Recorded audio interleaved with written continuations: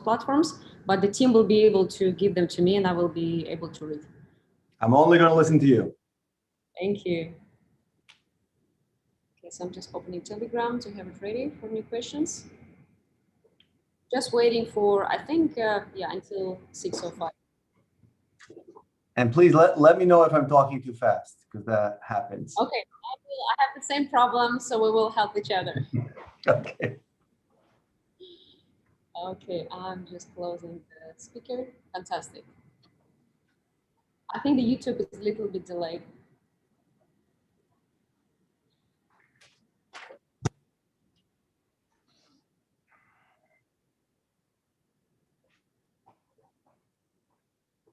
So Evgeny, I have a Telegram ready. If you have new questions, just send them to me, okay? Okay. 2 more questions. We allow people to join and we will start. Everything works great. I can see YouTube, it's working fine.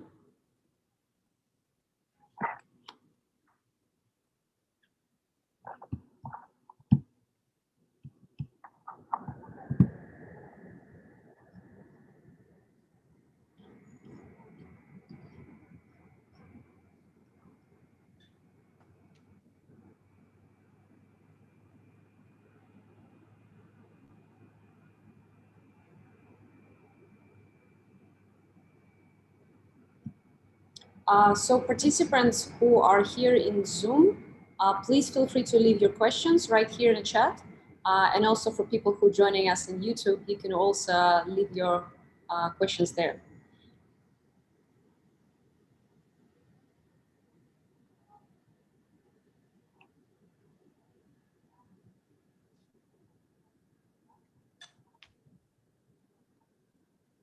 Okay, I think we can start. I can see everything is working.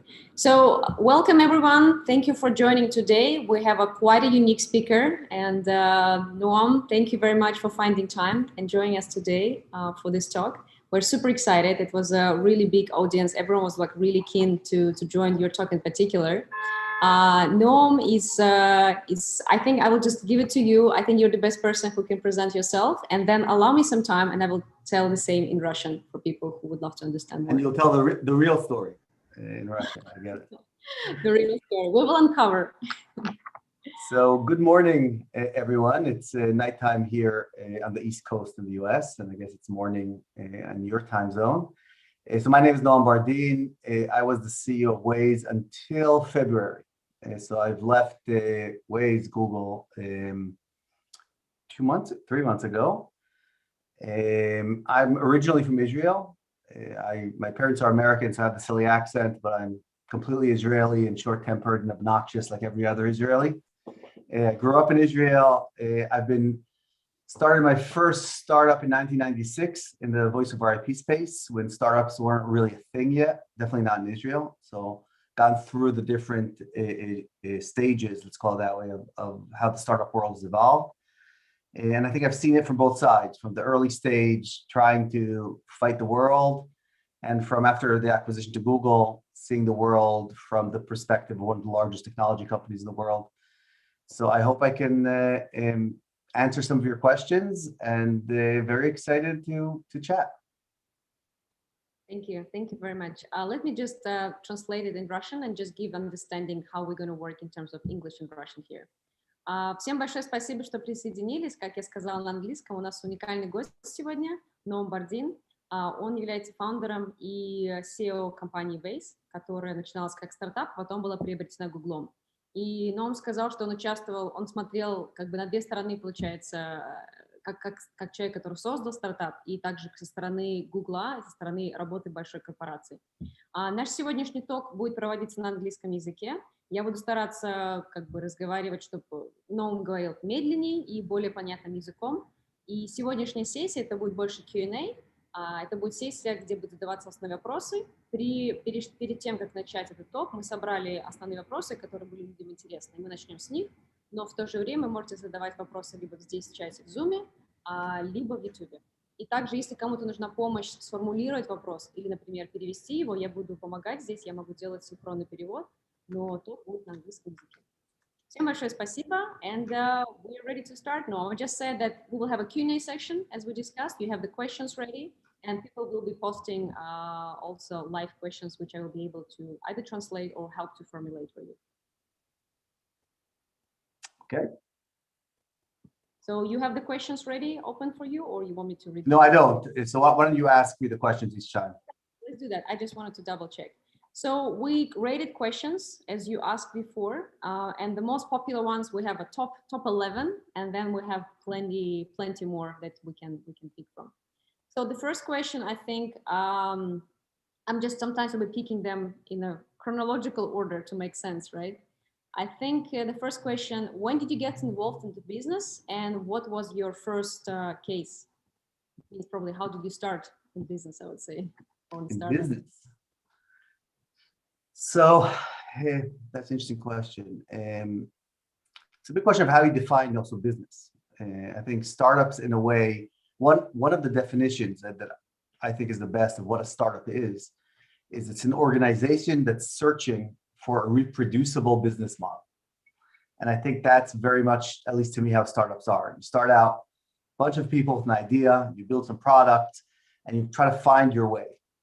So for me, it began during my undergrad. I studied economics and political science in Israel. I was actually planning to go save the world, and the World Bank had all kinds of great ideas.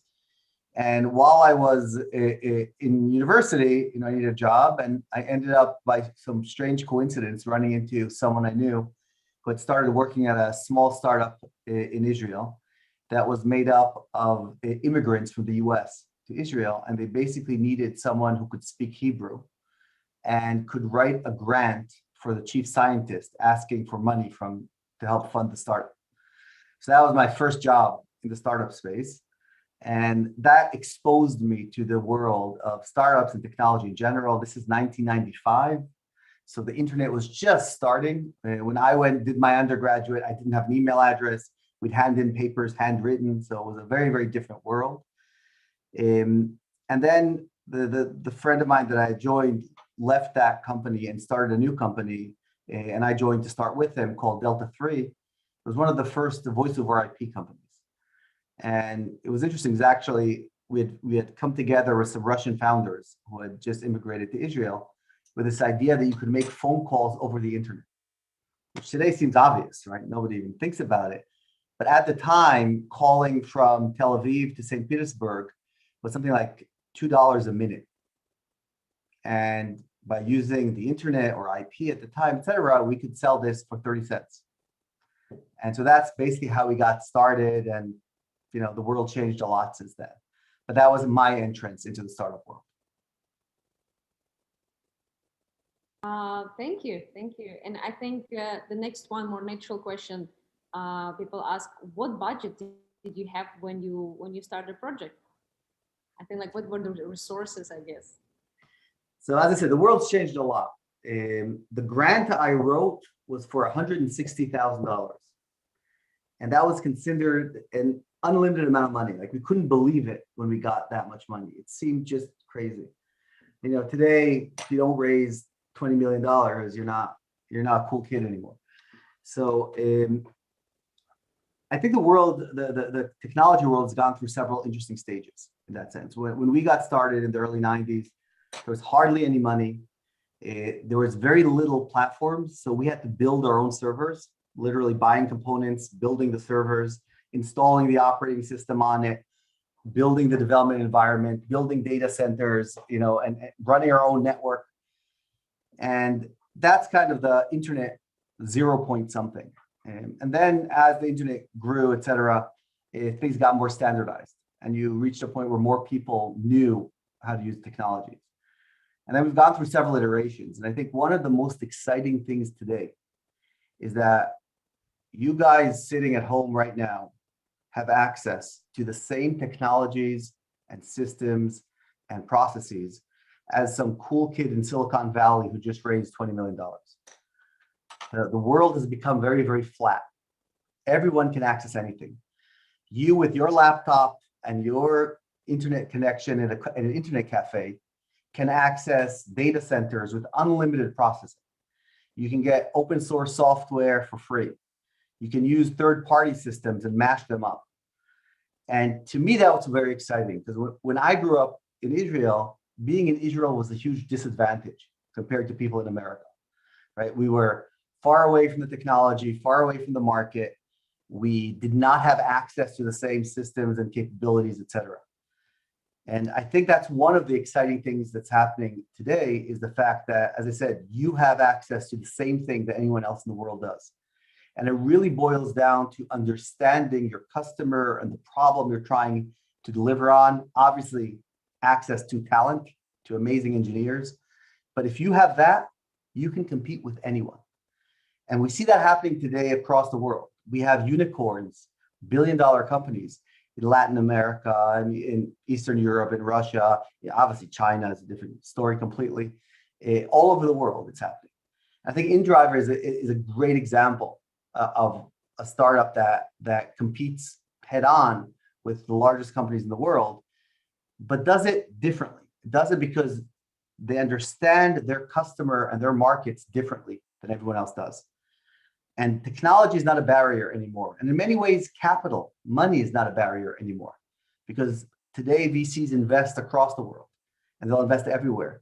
But more than that, you don't need a lot of money to build amazing things. I think the best example is WhatsApp, right? WhatsApp was bought for $18 billion. They were 37 people.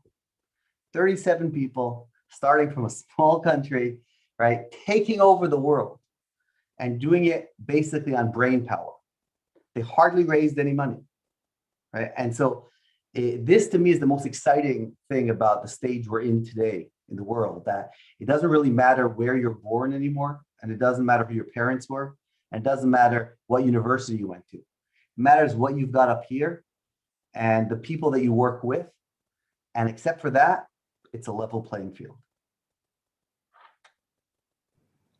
I cannot agree more with you. Just everything is really spot on, and it's definitely a unique time to start companies, I think. And by the way, I'm sure many of you are young and you've grown up already in the internet. You've grown up with cell phones and you've grown up with open source technology and all these things. Now, the world didn't have to go this way, but it did.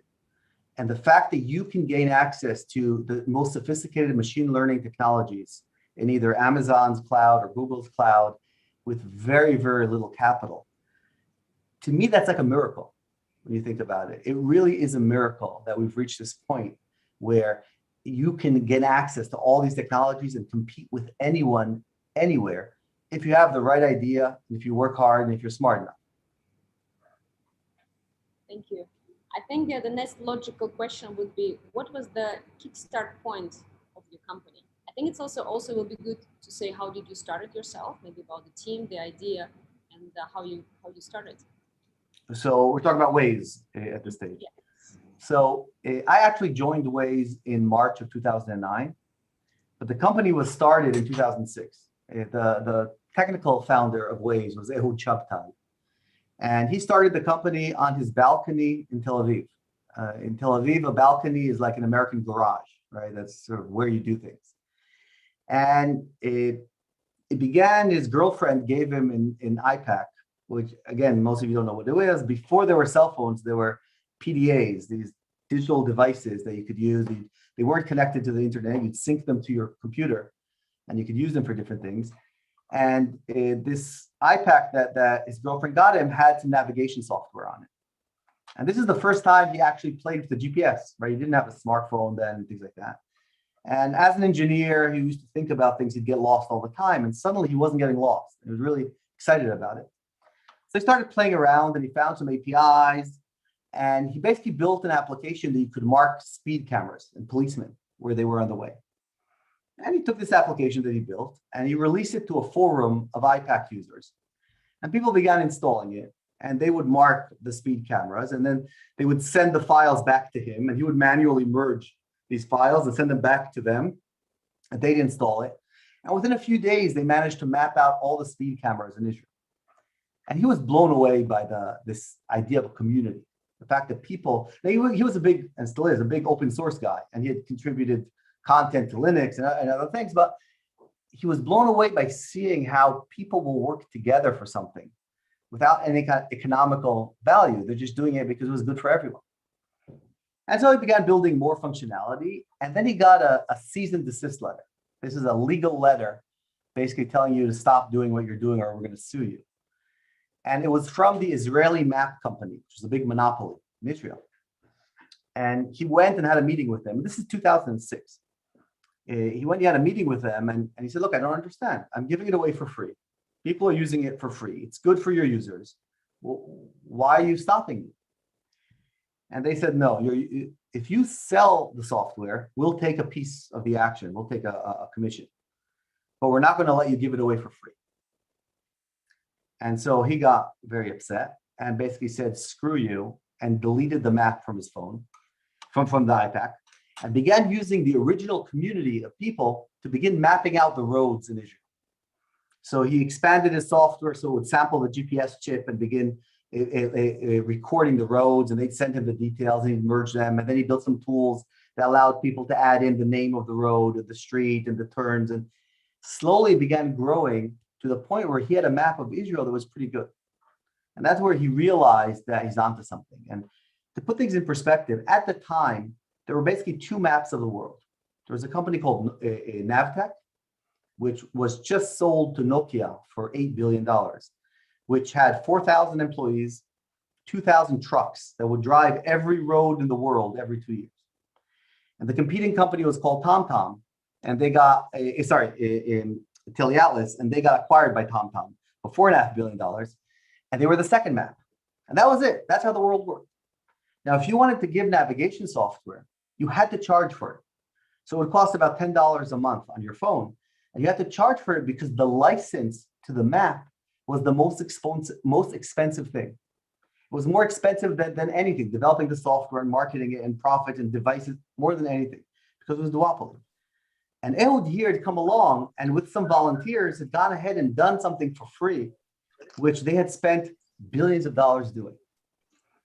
And so he took it another step forward and turned it into a company in 2008. And I joined them in early 2009. And when I joined Waze, there were about 20 people in the company, mostly engineers. And they had built a map of Israel. And Israel is a very small place. It's hard for people coming from large countries like yours to understand how small Israel is. But to put it in perspective, the whole application was client-based. You would download the whole map of Israel to your phone because it's such a small country. Now, obviously, you can't do that in the US and you can't do that in the world. And so we had to rebuild the application to be client-server and to only download the tiles you needed where you were, and everything went to real time and traffic and all the kind of things that we built out from there. But I think the one interesting analogy in how Waze got started is the fact that we did start not in the US and not in the West, but we started in Israel in a small place and building out our product. But one thing that small countries have, you have no market. There are 8 million people in Israel, right? You can't build a service in Israel. But it's always funny when I talk to entrepreneurs from like China, the smallest unit of measurement they can think of is 100 million. That's the smallest thing they can imagine. There's nothing smaller than 100 million. And you start counting to hundreds of millions, right? In Israel, you think in thousands, in tens of thousands, right? Everything's small. But because you don't have a market, from day one, we were thinking export. We're thinking, okay, where are we going to go? And the first market we decided to go to was the US. And at that time, today it's changed, but at that time, basically, if you didn't succeed in the US, you wouldn't succeed anywhere. If you succeed in the US, you had a chance at succeeding in other places, but that was a minimum requirement. Today, it's different. You can build a multi-billion-dollar company without having English as a language, right? But in those days, you had to do that. And so we opened up the product to the US, and then we opened up to the world. And one of the great things about a product that's community-based, so all the maps and Waze are built by people, by volunteers. And it's a combination of software and algorithms and humans volunteering their time. And this combination is what makes Waze feel so local. Wherever people use Waze in the world, they always think it's a local application. Because they're like, how does Waze know that we locally call that road this name? And the reason we know that is because someone that lives in that city actually gave the name, and manages the application and builds the maps locally. And this has been, someone's at a train station and is not muted. So whoever it is, if you could, I'm guessing it's a train station, maybe it's an airport. If you could just mute your phone, thank you. And so that's, I think, one of the things that make Waze really special, but also allowed us to scale global, to scale everywhere in the world. And wherever there's a road in the world that people drive, there's a community of Wazers who are building and maintaining this map. And today at Waze, we have about 140 million active users, at least when I left in February. Our users drove about 36 billion kilometers every month. And all those kilometers that people are driving, our software is pinging their GPS chip and is measuring where they are and how fast they're going. And based on that, we build our traffic data. We learn about new roads. We pave new roads. We learn if a road's open or closed. We do everything algorithmically from the data. But at the end of the day, we can't know the name of the road, no matter how sophisticated our algorithms might be. And a human has to take a look at that and say, oh, that's this and this road. And that's really the community side of Waze. Talking about communities, one of the questions which just was added to Zoom, people were asking, you were talking that the market is so open and you don't have to be in Silicon Valley, right, to start doing startups. But people are still asking, like, how Israeli and American technological clusters, like the Silicon Valley, or Israel itself, how are they so effective? I mean, I think it can be a special, separate topic on that, but maybe if you can briefly touch up, people will be really happy. So another topic connected to it, people were asking if that's the reality, right? We don't have to bring our team to Silicon Valley. And is it better to start building locally? So first, Israel is a very unique place. We have extremely high quality of science and engineering. We have a lot of Russian immigrants that brought in a tremendous amount of a sort of hard science, math, engineering, etc. But because the country is in war all the time, the military plays a very big role in that. And so everybody goes to the army in Israel, and the army gets to choose the smartest and the brightest for all its technology units. And the army has been a very, very big part of what drove the Israeli technology space. The second thing is that Israel has no natural resources. We're a little piece of nothing in the middle of the desert, right? There's nothing there. We don't have oil, a little bit of natural gas now, but a rounding error. Now we really have nothing. And so the only thing we have is brain power. And so if you go back to the 50s and the 60s, it was used a lot in agriculture, figuring out ways to conserve water, figuring out how to grow new types of agriculture that would survive the harsh environment. It moved a lot into health and healthcare, a lot of military applications, and through the military applications came communications and networking and guidance systems and everything else that goes with that. And also being such a small country, we always had to have an export component. We could not build locally.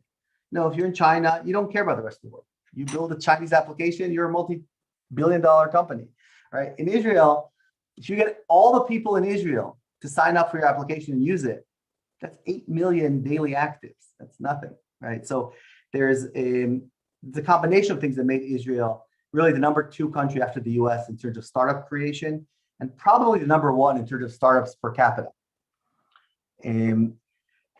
But so I think in that sense, Israel is a little bit different than many other countries, and was going back decades. But I think what you've seen today, I met an entrepreneur in a company in Brazil. And basically, he's building a Zillow type service for Brazil. Zillow is a service that you can look at the price of houses, how much they were bought and sold. You can actually buy the houses, etc. But he saw all that in the US, and there's none of that exists in Brazil.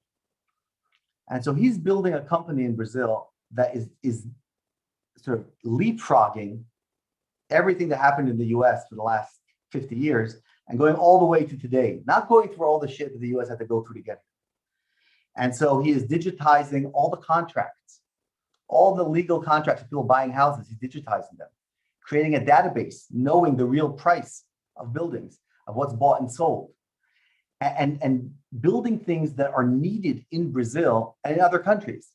And again, American investors and American entrepreneurs usually try to solve problems that are right for Americans, right? But most of the world's not American, right? America is a fraction of the world.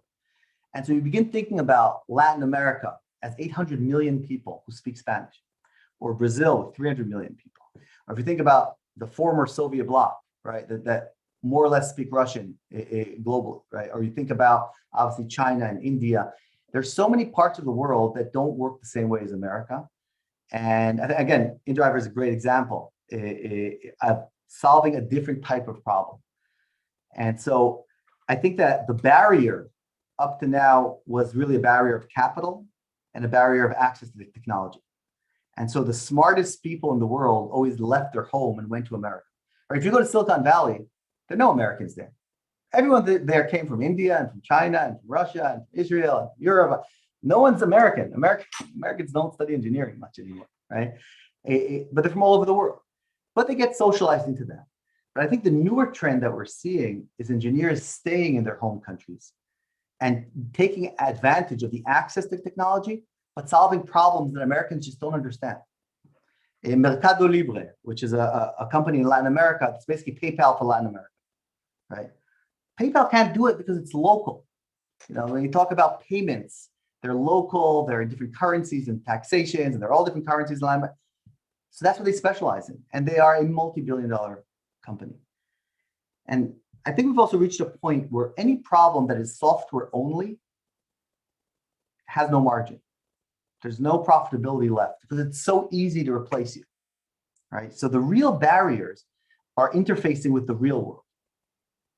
And the real world is different in every country. And that's why local companies have such an advantage. Uber had a theory that they're going to have a huge advantage globally because they're Uber and because they're building all these great systems. But again, that hasn't proven the case because every country, the driving network and the taxi network and the rules and the regulation are different. And so there's only so much value to software today if it's not connected strongly to something local or to a community or to something that's beyond software. Software only is just a question of time and money, and anybody can do anything. Thank you. No, I'm talking about building companies. I think there are two questions which I can combine in one. The first one, it sounds, in your opinion, what are the three main objectives as an owner of the company you should take care when you start a company, right? And the second one, which is kind of can be connected, what can you save on your early years and what is not saving on? So basically priorities, I would say. Is it clear? I'm just translating it. Yeah, I think it's clear. I don't know, we'll see. So first of all, every company is different. And there are no rules, right? But there's some kind of general things that I think are very important. And today I think a lot has been written about early stage startups because there are many of them. And if you follow kind of the lean startup methodology, we kind of have a playbook even today about how to start a company. Where we don't have much thinking is about how do you scale a company? Because most companies never get there. 90% of startups die anyway. So very few people have reached that point where they're actually scaling. And these are very, very different challenges. So when you are starting out a startup, and that's, I think, the most exciting stage where there's nothing. Few people in a room decide they're going to do something and go ahead and do it, right? There's nothing. You basically have no legacy. And I think there are a few principles that you have to always remember. And everything I say is going to sound stupid and it's going to sound obvious, but the reality is it's not obvious. And the first is that it's really all about the people. Now, when you start a small company at the beginning, all you have is a few people. Right? That's all there is. You've got nothing. You're writing your first line of code, right? And the quality of the people and the dedication of the people and the culture that this team has is going to decide whether you're successful or not. And I think that's one of the places where you cannot cut corners in any way. Everyone on your team, especially in the beginning when you're a very small team, have to be brilliant. They really have to be the best. But it's not just about how smart they are. It's about how hardworking they are. It's how committed they are. It's how well they work in the team. And if you get that right, meaning you have the right mix of people working together, you're more or less unstoppable. It's just very, very hard to do because humans are very difficult machines, right? We're all complicated. So I would say that's the first thing, and you cannot cut corners. It doesn't matter how much it costs.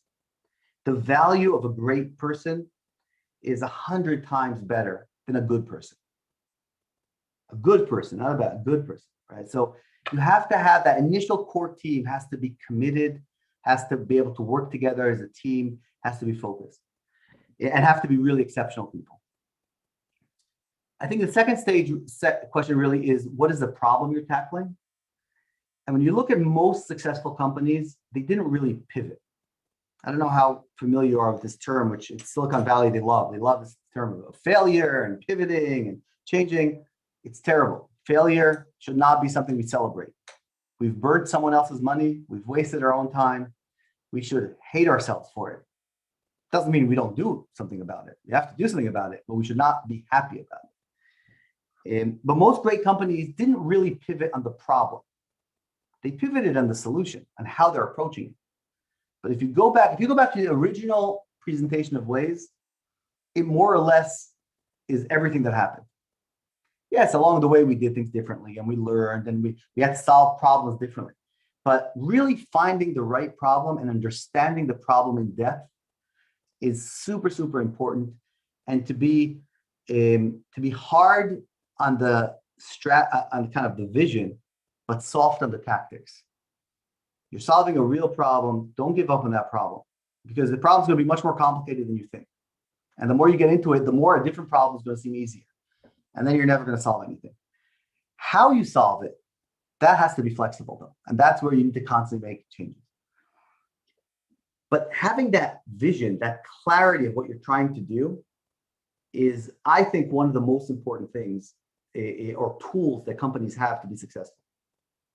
And I meet many startups where they kind of have an idea of what they're doing. And they talk about features and they talk about what they're going to, but they don't have a clear picture about why they're building what they're building. How does the world look different if we're successful? Why does it matter? Right? If you can't understand that, then if you don't have clarity on that, then everything's important. And the reality is you can't do everything. You're a very small team. You can do a very small number of things. You have to choose the right things to deal with. And the tool for that has to be the strategy. It has to be, this is what we're trying to achieve. Does this help us get there or not? Because the people that you hire are all going to be smart and they're all going to have great ideas. And it's not that you have a stupid idea and a smart idea and you have to decide. You've got two brilliant ideas, two great features by super smart people. How do you decide which one to do? If you do both of them, you're going to fail on both. You don't have enough resources. You got to choose one. And the tool for deciding that has to be your strategy. It has to be that clarity of what we're trying to achieve. And does this get us to the next step? I think the third thing that's super important is really to really understand where you're at. One of the things that kills startups more than anything is when they think they're ahead of where they actually are. They think they've built a product that people want, but people don't actually want their product, right? And so they start raising more money and growing, whatever, and then slowly discovering they've got no retention, and then they can't keep their customers. So understanding at every stage what's the most important thing at that stage, and that changes at every stage. So understanding when you change, when is a different stage. So for example, you can see that a lot from KPIs of companies. When you start out as a startup, you have very simple KPIs. Like you don't really know what analytics are important to you, right? It's like when we were starting out with Waze, at the time, downloads of our application was the biggest challenge. That was the thing we measured ourselves on. How many people downloaded the application? After a while, we began expanding that to how many kilometers do they actually drive with the application. And suddenly we saw very different things, right? Suddenly we saw that, yeah, we could get a lot of people to download the app, but they never used it. So our retention was terrible. And then you begin looking at all these driven kilometers. Not every kilometer is the same. You have a taxi driver who drives 8 hours a day, and you have a commuter who drives an hour a day. And maybe the taxi driver drives every day in the week, and the commuter drives once a month. And so you begin getting deeper and deeper into your analytics, but at each stage, understanding the one thing you're trying to solve. If you're trying to do two things at once, odds are you're not going to get there. Startups need to do one thing really, really well and understand it better than everyone and be the best at it. I think a great example is Spotify, right? Spotify is basically a music and audio platform. They could have gone into video. They could have done a million things, but no, they're stayed in audio and in music. And every large company, Apple, Facebook, Apple, Google, Amazon, they all have music products, but none of them are as good as Spotify's, right? And because Spotify, that's what they do. That's all they do. And they are the best at it. Yes, once you are Google, you could decide to do other things. But don't worry, you probably will never get to be Google. So it's okay, you don't need to worry about that. Worry about being Spotify, or even before that, worrying about building the first music service out of a small country in Northern Europe that's going to compete with the world in music. Have that clarity in what you're doing and be very, very careful to try and change the problem. Change the tactics, but not the problem.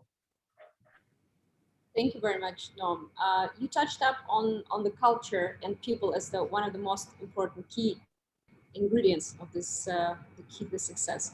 Another question was, what are the core principles for building a relationship in the team, and how to build a good culture? So Netflix has a great document about culture, and I recommend everybody go and read it. You could argue about whether they've implemented it and does it work or not, but the principles I think are great. And one of the things that they say really well, they say, culture is who you hire, who you fire, and who you promote. That's culture. It doesn't matter what you write on the wall. It doesn't matter what your t-shirts say. It doesn't matter what the CEO says to the company and what he says on TV. None of that matters. What matters is who the people are and what behaviors are promoted and encouraged, and what behaviors are not acceptable and are fired. Because what you do is what matters, not what you say. Everyone in the company is always looking around. So if you're the founder, founders are a mythical creature. They're like unicorns, okay? The impact the founder has, you can't measure it. And it's hard to explain it. And if you look at Apple, what happened when they got rid of their founder and what happened when they brought him back in, right? I mean, there's something unique about a founder, and the uniqueness comes from the fact that the founder understands everything about the company. The technology, the business, the people, the process, the constraints. A founder can walk into a room with a customer, and the customer can be talking about a feature, and the founder can say, "Oh yeah, it's on our roadmap. It'll be out in 3 months." First time they ever heard about it, but everybody knows. Okay, we got this, we got that. We'll put it together. I'll say 3 months. It'll be 5 months. We'll make it happen, right? Those are unique things that only a founder can do. But the same thing goes with culture. What the founder does, what he or she does, is what's going to determine what everyone else do and not what they say. So if you say that everybody should work hard, but yet you go offline at 3 in the afternoon, no one's going to be online at 3:30. Your personal example is what matters and what sets the culture.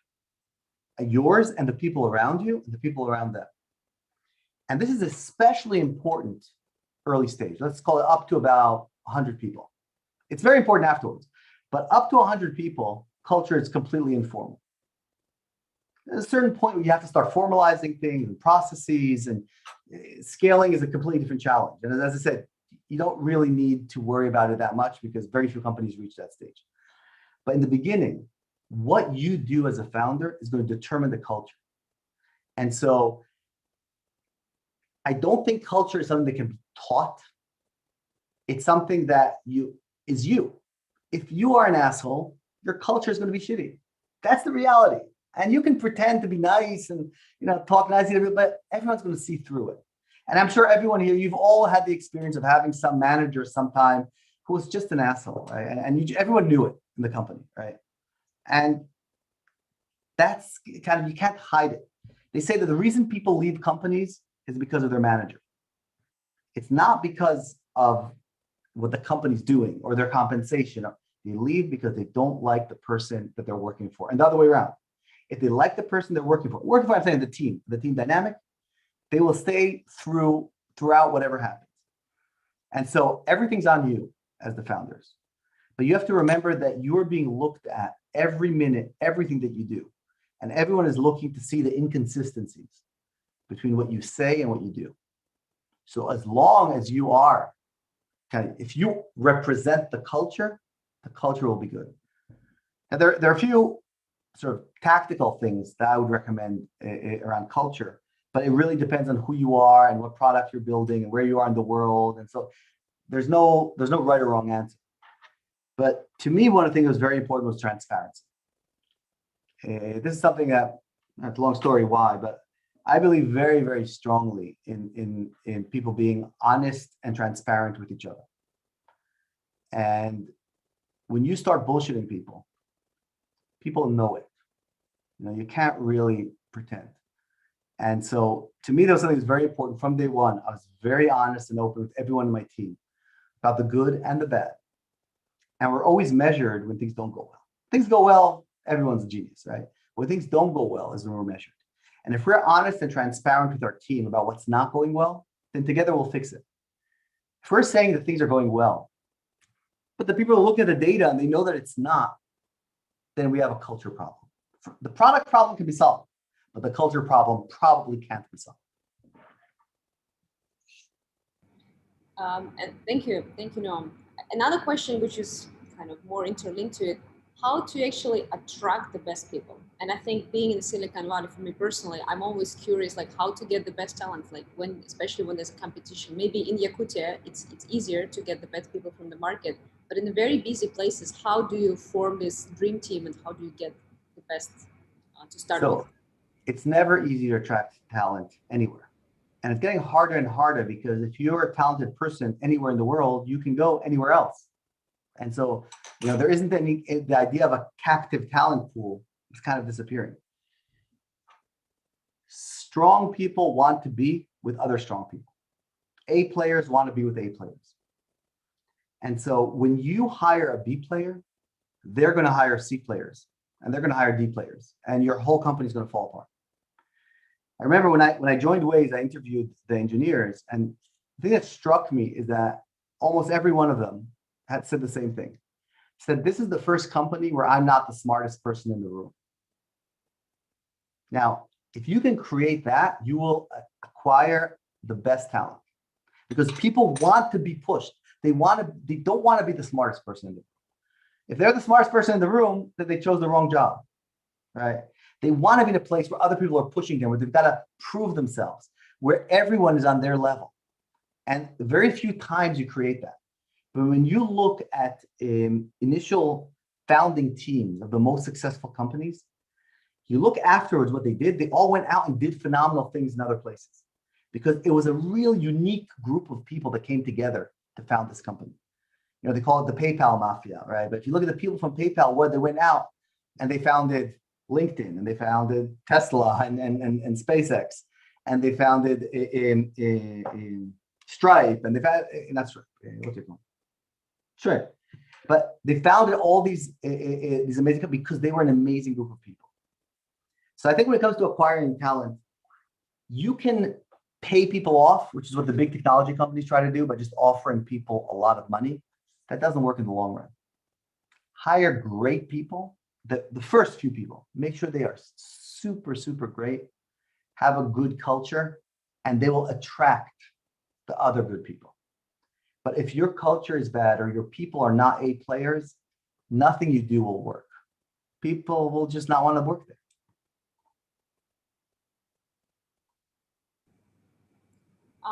Talking about culture, and I'm just trying to find the questions which will kind of create the more kind of easy narrative. You're the boss. You choose the direction. Yes, thank you. I think another popular question was about after the acquisition, what happened to a company, right? Does it have a significant impact on the company's routine and values? And what happened with how the acquisition of new people, like how the development of the team changed after the acquisition? So as some of you might know, I wrote a pretty controversial post after I left Google. And I didn't think it was controversial when I wrote it, but it turned out it was, and it created quite a stir.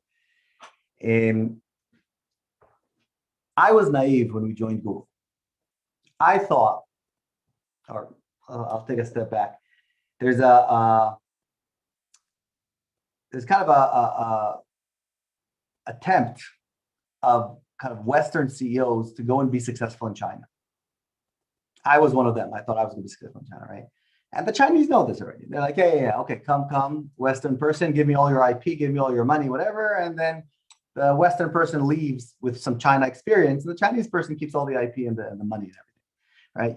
There are different rules of the game when you play in China. You can't build a successful Western company in China. It's not going to work one way or the other. And Google tried it, and Microsoft tried it, and Yahoo tried it, and Tesla now is trying it, right? It just doesn't work. And that's the rules of the game in China. But every CEO thinks they're going to be the first one to break the rule. And that's why the Chinese model works, because there's always someone else who thinks he's going to break the rule. So the same thing happens with large technology companies and acquisitions. Large technology companies and acquisitions, the company never stays the same. I thought I was going to be the first one to actually, after the acquisition, build a super successful organization within Google and then do all these things. That was my naivety. And it's hard to explain it to people from corporate technology backgrounds. They just don't understand what you're talking about. But I think the best way to describe it is, when you're in a startup, everything's about the product. There's one product, one company, and there's complete alignment. The investors, the employees, the founders, the customers, the partners. Products is successful, everyone is successful, right? And so that alignment allows you to be focused and to be all working in the same direction. We're all pushing the same direction. We might disagree how to get there, but in the same direction. When you join a large technology company, there isn't one product anymore. Google is not a product. Is Google search, or is it ads, or is it YouTube, or is it Docs, or is it Gmail, or what is it? There are lots of products, right? And for the individual employee at Google, whether or not their product succeeds doesn't really matter. What matters is, are they going to be promoted within Google? And so they move different jobs from different products. So I'm working on Gmail now, and then I'm working on somewhere else, and I've gotten promoted, or I didn't get promoted, or there's a whole dynamic that is disconnected from the product and from the user and from the customer. And that's when the culture begins falling apart. Because to me, the essence of the startup culture is really the focus on the customer and the product and in the success of the company, which is the success of the product. But you can be wildly successful in a company like Google or Amazon or Apple without your product being successful. You've networked with the right people, you've talked to them, you chose the right decisions, where to go, and all that political level comes in. And I thought I could stop that happening after the acquisition, but I was wrong. It's the reality. Just like when you go to China, there's a reality of how China conducts its business. That's a reality. You're not going to change it, no matter who you are. Same thing here. No matter who I am, I'm not going to change it. This is how large corporations operate.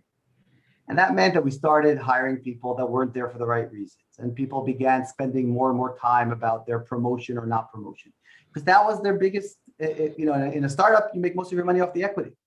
So everybody wants to be successful. In a large company, you make most of your money by being promoted. So that's all you really care about, is being promoted. And you choose the role you're going to take by what your odds are of getting promoted. Meaning you don't really care about the product. The product is a tool to advance you. You're not a tool to advance the product.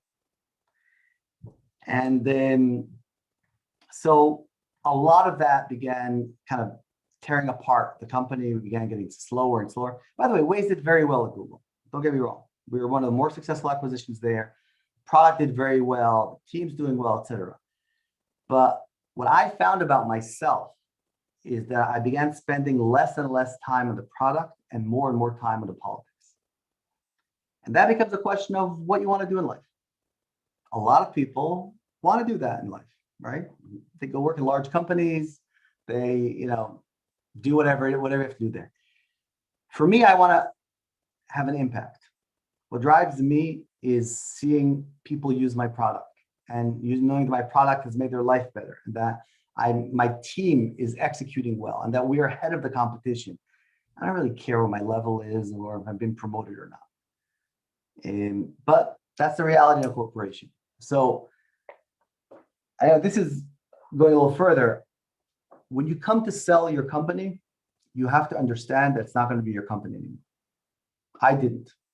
I thought it would still be my company, but we'd have different shareholders. And that's not at all how it works. Now, in addition, there's a whole trend now in Silicon Valley and in the US in general, but it's, I guess, all over the world about people being all caught up in themselves. And I think the strength of a team is when people care about the team more than they care about themselves. In the military, that's a great example, right? People will go and get killed to protect the person next to them, not to protect the country or anything like that. It's the person in their team. And that's really where the strongest culture exists. But when people turn and are only asking, what does this do for me? How does this promote me? How am I benefiting from it? The strength of the team falls apart. And this is a cultural problem. It's not something to do with Google or with Waze. It's a problem because if you want to build a meritocracy, if you want to have A players, and if you want to really build the best team, it means that some people are not going to be right and you're going to have to fire them. And some people that you promote, you're going to promote them because they've done great things for the product, not because they've been there for a long time. And so all these kinds of challenges created a culture that was not focused on the product or the user, but was focused on the individual and their career path and all those things. And that's just not for me. Thank you for sharing. I think it's some sort of it's personal. By the way, it's personal, and there's nothing wrong with wanting a career at Amazon or Google, whatever. You can make a lot of money there. You'll have a lot of like work-life balance. You can be home to take care of your kids, and you can run a triathlon. You can do whatever you want, right? It's all wonderful. But the question is this what you want to do? When you get up in the morning, or when you go to sleep and you look back at the day, what made it a good day, right? And to me, I always ask myself at the end of every day, okay, what did I do for my users today? I kind of think about, okay, I spent 10 hours, at work today. How much of that time was actually impacted my users? And how much of that was politics, meetings, HR, all the internal stuff? And it's a signal to noise ratio. And to me, when I reached a point where I stopped asking myself that question, because I was kind of embarrassed by the answer, but I spent my whole day on bullshit and not on the actual product, that's when I knew my time was up. And if we're going to personal questions, one I think with the most popular question is actually number one. Can you share your failure cases before you achieved success? And just maybe sharing your learnings from them. So it's funny, when people are successful, they kind of remember history differently, right? And they say history is written by the winners, right? And so the winners rewrite history the way they want to remember it. We made terrible mistakes all the time at Waze on a variety of different levels. I think one of the classic mistakes we made was our marketing plan was, if you remember at the time when we started Waze, navigation cost $10 a month because you had to buy the map. And we were building our own map. So our whole marketing idea was we're going to give it away for free. It's not going to be as good as the commercial maps yet, but we'll give it away for free. So people will use it and they'll get better and better. At a certain point, it'll be better than the commercial maps. And that was all great until 2009, Google came out with their navigation product and they gave it away for free and was 10 times better than ours. And that's when we panicked. We panicked and we started thinking, what is Google going to do? And so we assumed that Google would do what they always do. They would open up APIs to make the navigation available to everyone. They would open up their maps to everyone. They would start going from the world, from the US to London, to Germany, to France, et cetera. And so we kind of stopped focusing on the US and started working on Latin America. Say, wow, we'll circumvent that. And we probably lost a year or a year and a half of time because of that. And it was a terrible mistake. It was my mistake. I panicked. But I think the main reason we panicked is because we tried to put ourselves in the heads of the person at Google and what they're going to do. What I know today is that there is no way you can understand what's going through their head. It's a different world. It's a power struggle between two VPs, each one wanting to do their own product, and this VP wanting to get more headcount, and more budget. So there's so many issues going on within a corporation that have nothing to do with the product at all. And so when you come as a startup who's all focused on your product and you begin thinking that they're going to be doing these things with the product, you just cannot win. And so what I always say to founders is, don't even try to understand what's going on there. Nobody cares about you when you're a startup. Nobody thinks about you. Nobody cares about you. You don't exist. You think you do. You think the whole world is looking at you, but nobody does. Focus on your users and on your product. If your users are happy and your product is good and moving forward, you will win. And it doesn't matter what the large companies do. And a great example, if you look at Spotify, how well it is weathering the storm. And think about it. Google, Apple, Amazon, bundling music together with their products. Think about Netflix, how well they're competing against YouTube, against Amazon Video, against Apple TV, right? Knowing who you are, building a great product, and answering the needs of your customers is how you win. Ignore the noise.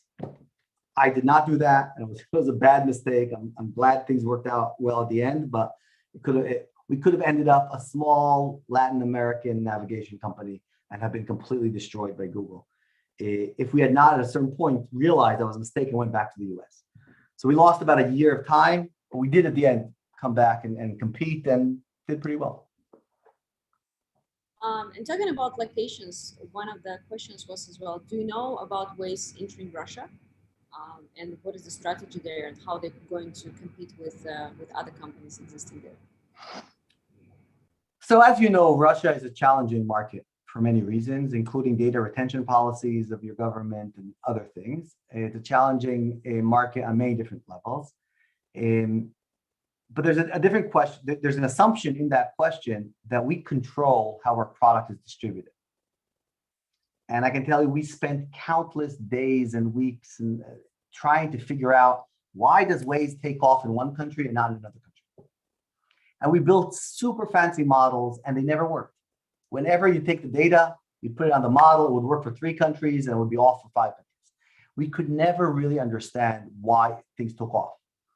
In Europe, France, we're one of the strongest app brands in France. Germany, we're nothing. Why? We had all kinds of theories. None of them made sense, right? Why did the UK now is Waze growing really fast, but 2 years ago it wasn't? Now, we had tried to impact that many times. We realized that we can't. And so my conclusion is that in products like Waze, which are not partnership driven, but driven by communities, you need to focus on where you see an organic trend and then invest in the organic trend versus trying to create an organic trend, which is what the mistake that we did.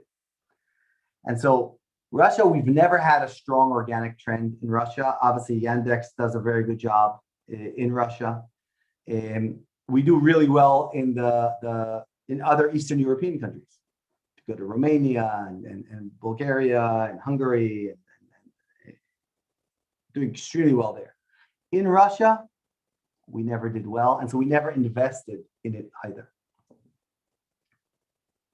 And touching on the organic trend, what do you think and how the idea of blue and red ocean appeals to you or not? Because that's I think related to organic trends.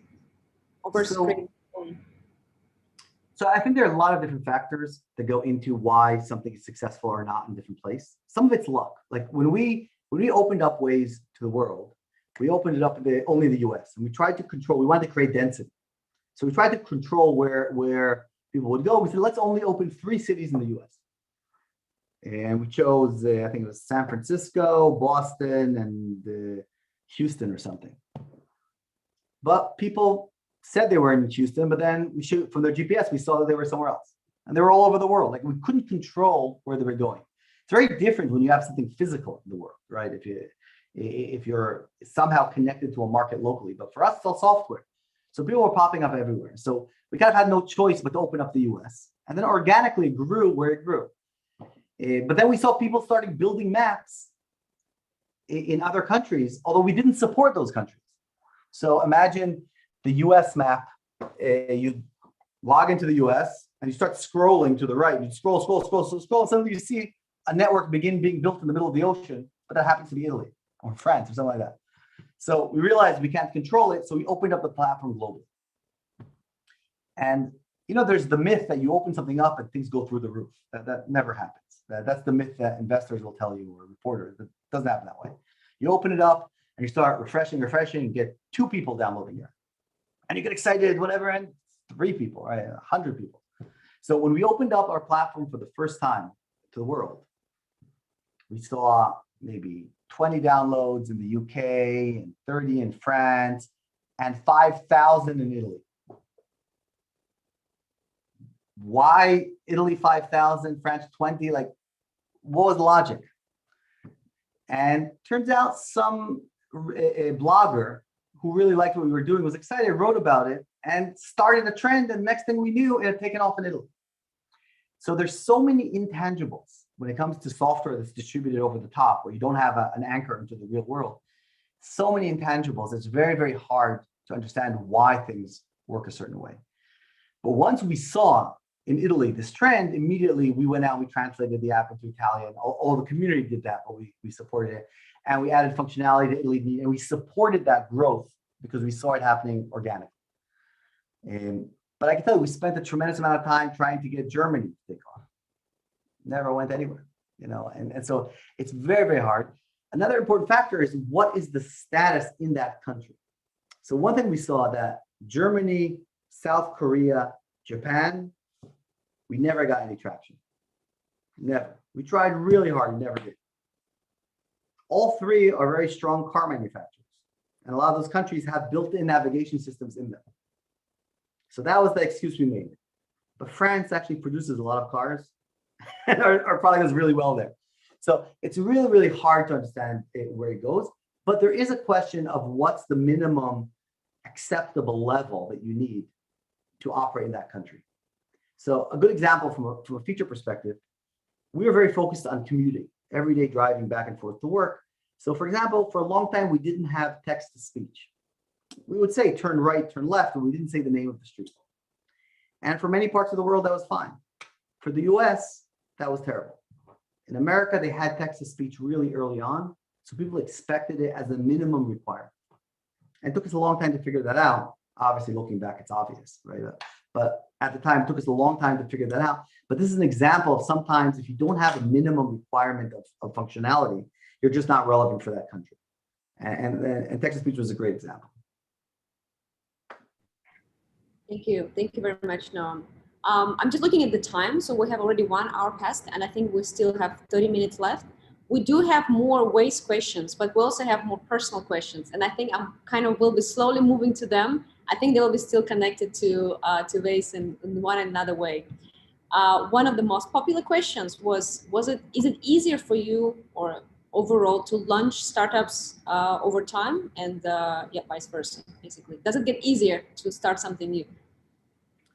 So there is nothing that can replace experience in general, okay? The problem with experience, though, is that you know why things are not going to work. And when you don't have experience, you don't know that they're not going to work, you just go ahead and do it. So for example, at Waze, we had a rule that we didn't hire any engineers that came from the GIS or the mapping space. Because what we saw is we hired people that come from the mapping space, they spent a lot of time telling us why what we're going to do is not going to work. But if you hired smart software engineers, they just went and learned it and just did it and built great things because they didn't know it wasn't supposed to work. So there's pros and cons of experience. Today I have a very strong network. I can call up anyone. I can raise any amount of money I want, whatever. That's all wonderful in the sense of the experience side, right? And the assets. At the same time, I know too much. So I look at things and I kind of know why they're not going to work. But someone else who doesn't will just go and make it work, right? So there's that kind of balance that goes into place between the naivete needed to be a good founder, right? I mean, to be a good founder, you have to believe that you're going to do something that everyone else failed. And you're going to be able to do it, and you're going to be able to succeed when there is no data showing that you can. And you will, because you just believe you're doing it differently. And when you have a lot of experience, it's much harder to do that. So I've actually been reading a lot about second-time founders, and the data shows that second-time founders are much more successful than first-time founders. It actually doesn't matter if your first company was successful or not. So having a first company fail and starting a second company, your odds of success are just as good as if the first company it was successful. And so I think there's something very, very powerful about experience and very limiting also. To be honest with you, what I do now, if I do a startup now and I sell it for $100 million after I sold Waze for 1.1 billion, is that a failure? For me now, I'd be kind of problematic about that, right? Obviously, when I was starting out, if I sold a company for 100 million, I'd be very excited.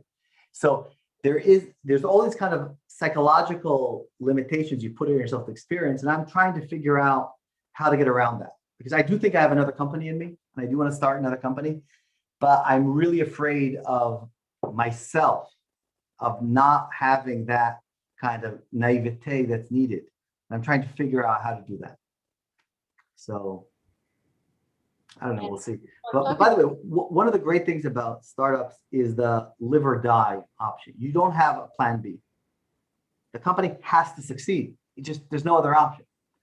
Once you've been successful and you have some money and you've been around the block, whatever, suddenly you have plan Bs.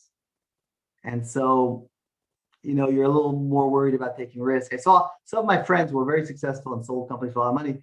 I saw how they failed in their next company.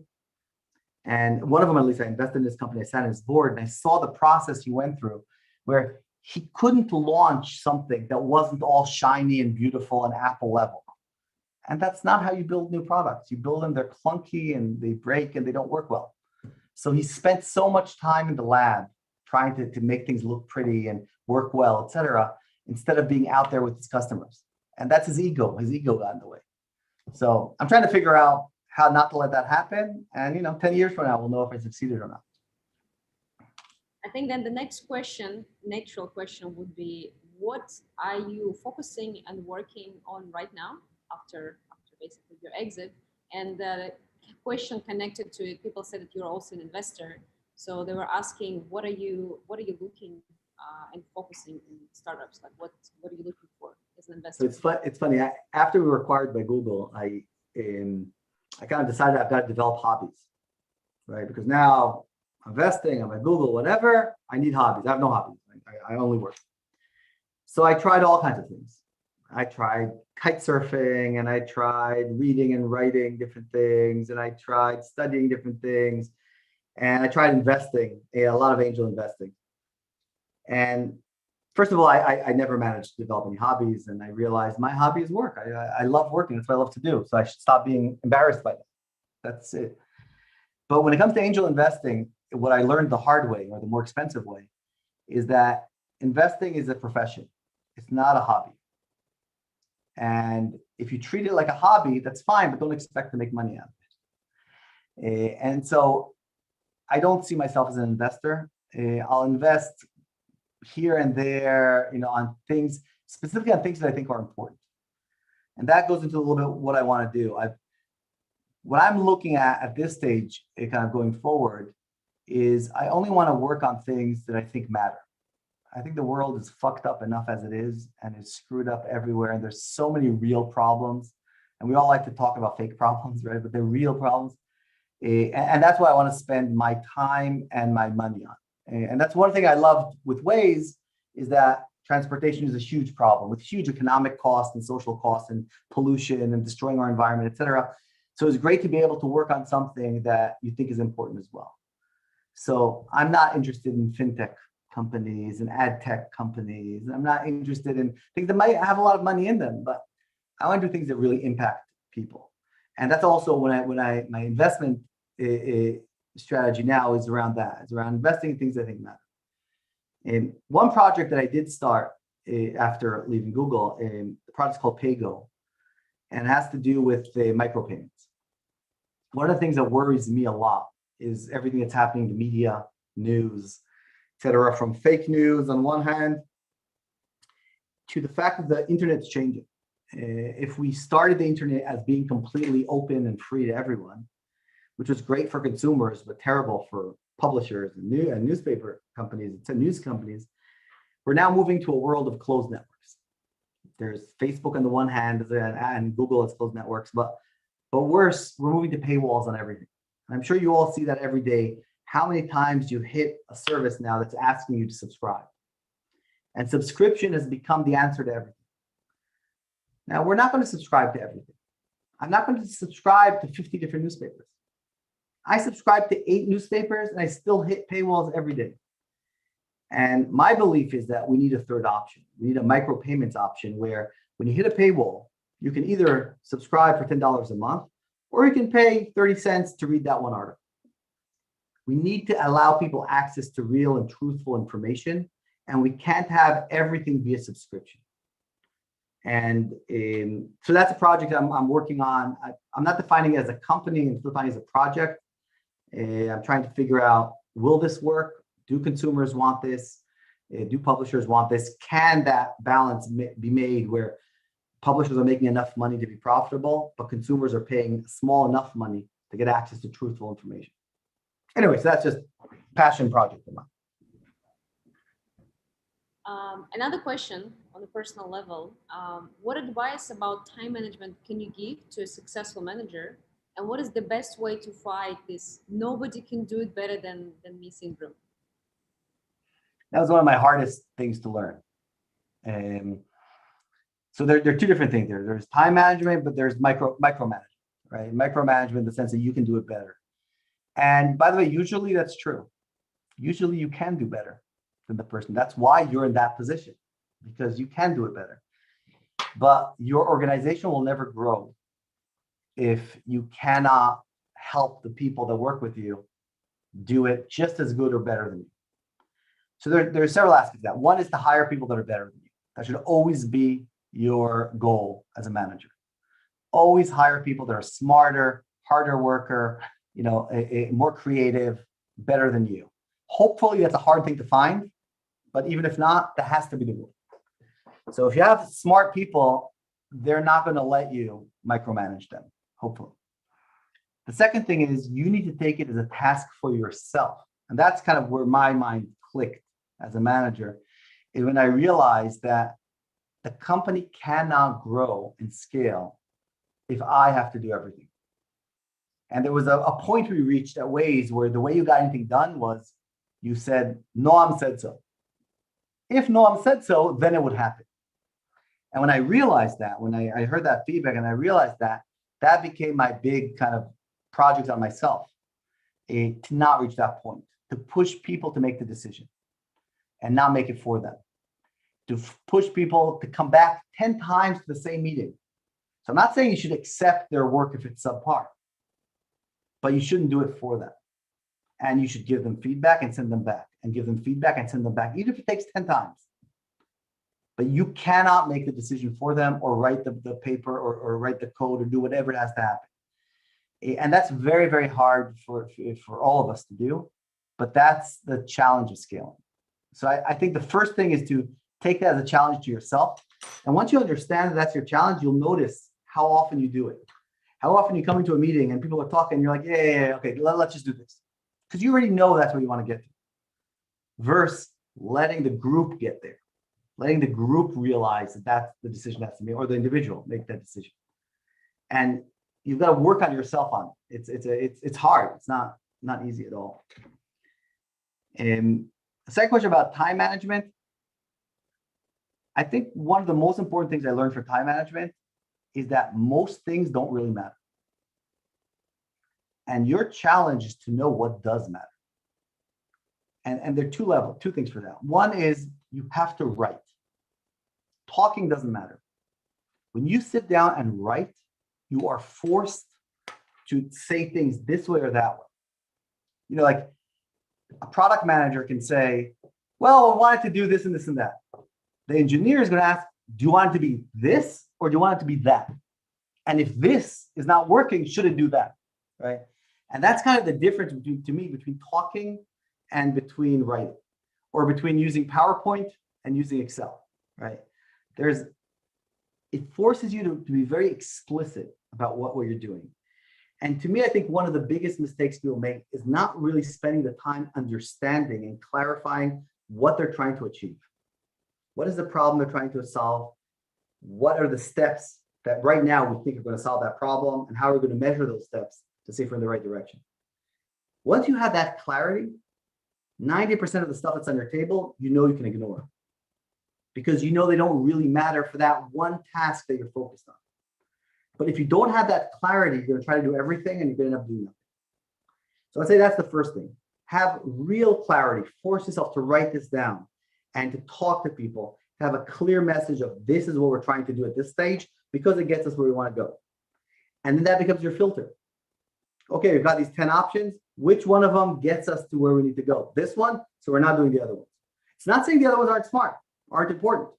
But right now we're trying to do this, and this is the one that gets us there. And a very, very tactical thing is ignore most of your emails. I know this sounds crazy. Just ignore them. People love wasting other people's time. So people find it very easy to send you an email asking you a question and asking you to do the work for them. Just ignore it. If it's important, they'll write back again. And that already will clear out 70% of your inbox. When they can write back for the second time, you know it's important. But that's a great filter.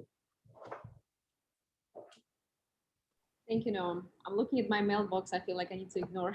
By the way, it's hard because we want to solve everything and we want to do things. And most of us here are kind of type A personalities that want to achieve and want to do. Know what's important and put all your effort on that, and learn how to ignore the things that aren't important, because people love sucking the time out of you. Talking about AA people, who are your role models right now? Who are you getting inspired from, like maybe historical figures or someone else in the real world? It's a tough question. One of the problems I think that we have today is that we know too much about people.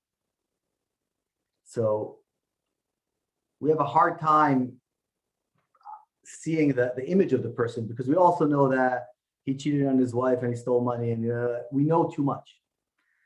But I think there at the same time, there's some super inspiring people out there. Great, obviously, Elon Musk comes to mind when you think about the greatest innovator ever, the greatest entrepreneur ever. To me, Jeff Bezos is a huge inspiration. I think Amazon, and I think for me, he's the best CEO ever. I think Amazon is a huge inspiration as a company that can be so focused on the one hand, execute so well on the other, but take risk and innovate. And usually you don't have that combination of things. And I think that's amazing what's going on there. On a personal level, I think Winston Churchill is someone that, to me, shows what real leadership is. And I think one of the things the world is missing today more than anything is leadership. We're at a stage in our evolution as a species that we have the ability to do anything, right? As a species, we can do anything. There's nothing we can't do. And I think we all know it kind of today. But we have to make a decision to do it. And we have to be consistent. And we have to see it through. And we don't have the leaders to do that. And you think about the Second World War, what the world went through, and how the whole world managed to come together. And you look at our response to global warming, and our response to Corona, and our response to wage gaps, and to the horrible atrocities going on in the world, we can do so much better. And so we end up inventing problems instead of dealing with real problems. And to me, that's kind of the sad state we are in the world. We're fighting with each other on all kinds of bullshit excuses while we have real problems to deal with. We're burning up this planet.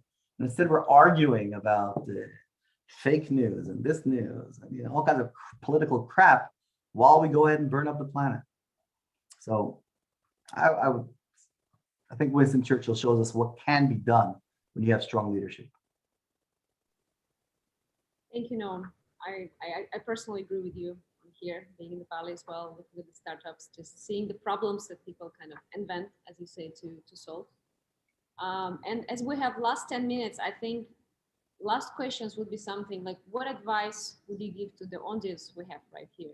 Like something you would share from, I think like you have a strong, I think vision for what is important. And I agree with you. And I want more people with this personality, just trying to focus on what is broken right now. So stage is yours. I think it's the last 10 minutes. And if someone has some questions and haven't posted yet, I apologize. I couldn't fit all the questions and I tried to make a narrative to make sense of all the questions popping up. But if there's something else you want to ask, this is your last 10 minutes to do so. And do it in English, please. My Russian is really rusty, so do it in English. It will help.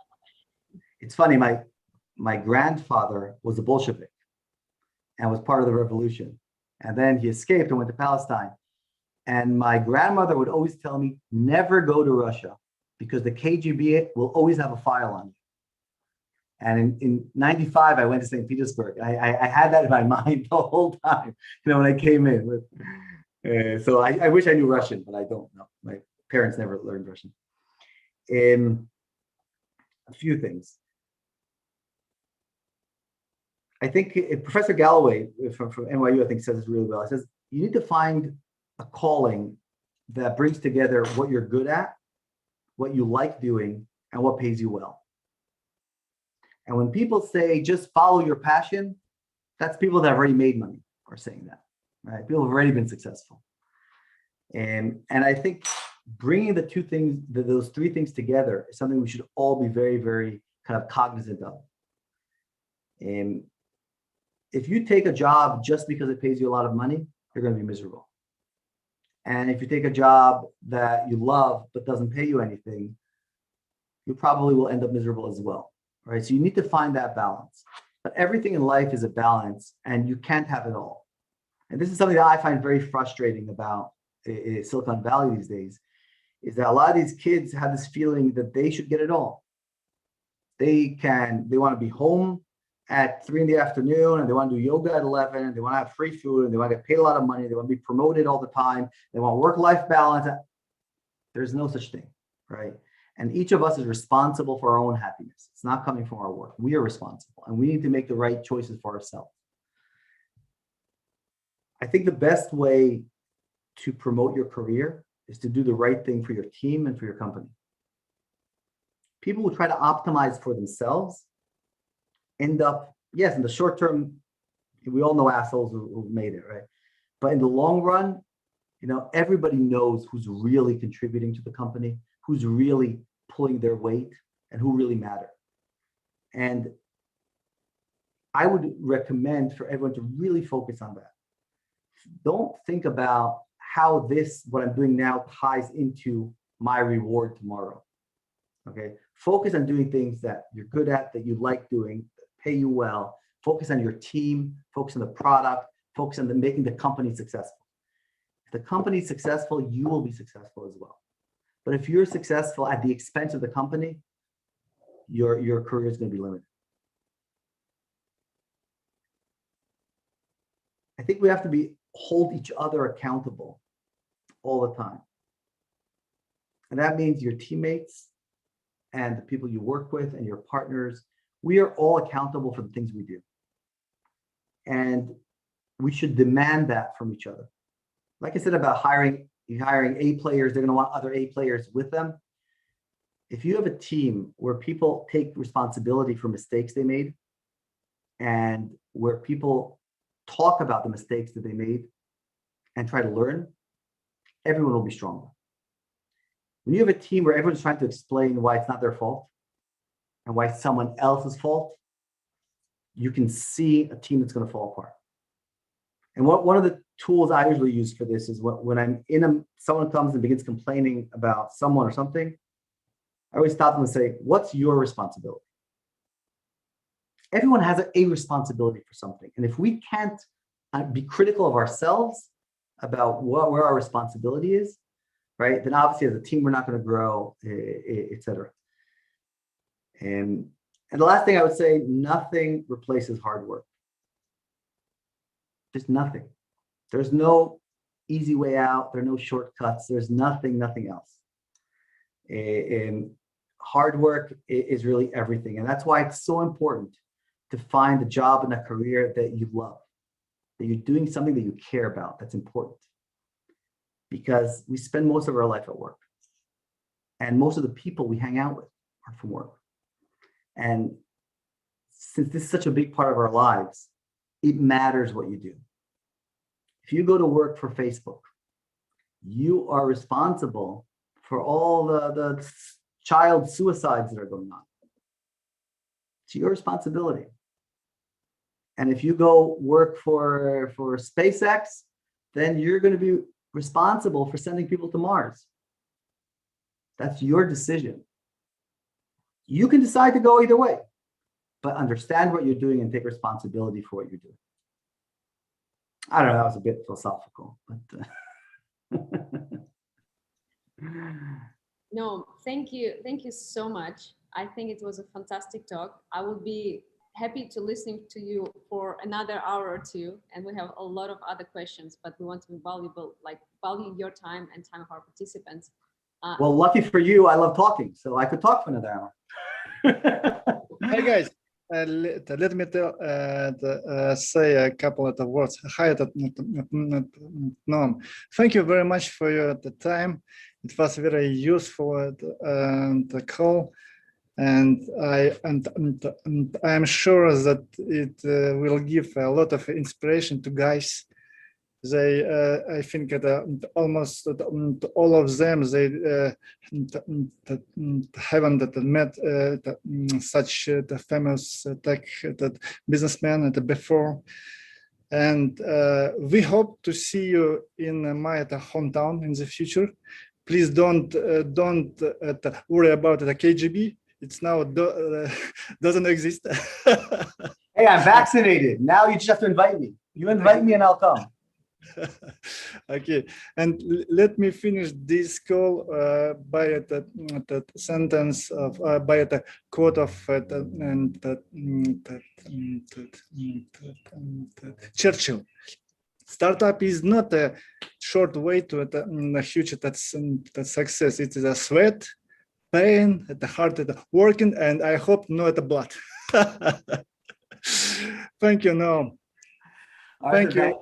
Thank you for having me, boy. And really, you talk about inspirations. I think what Arsen's managed to do, to me, is the future when you think about startups, right? It's competing with Silicon Valley head to head, but solving a problem that's completely different in a different part of the world. And each one of you can do the same thing. And I think this is what's so exciting about this period of time. Whatever you imagine, you can build today. It's all available, right? It's all there. You have to, a lot of hard work and a lot of smarts and a lot of luck, but you could do anything. And you know the problems that matter for most of the world, not some kid sitting in Silicon Valley,